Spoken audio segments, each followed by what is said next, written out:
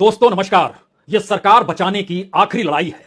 एक ऐसी लड़ाई जिसके जरिए इस देश के तमाम संस्थानों पर कब्जा करने के बाद अब नजर चुनाव आयोग पर पड़ी है, इलेक्शन कमीशन पर पड़ी है।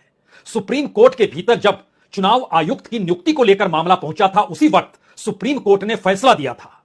5 जजों की बेंच बैठी थी और फैसला 2 मार्च को दिया गया था और यह कहते हुए दिया गया था कि अगर किसी चुनाव आयुक्त की नियुक्ति सरकार करती है या प्रधानमंत्री खुद करते हैं और किसी मौके पर अगर प्रधानमंत्री गलत हो तो वह चुनाव आयुक्त प्रधानमंत्री से कैसे सवाल करेगा, जबकि उसकी नियुक्ति प्रधानमंत्री ने की हो।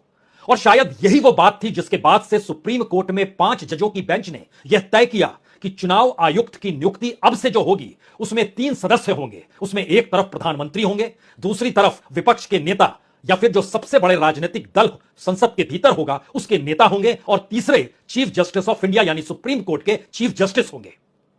2 मार्च के बाद से अभी अगस्त का महीना चल रहा है।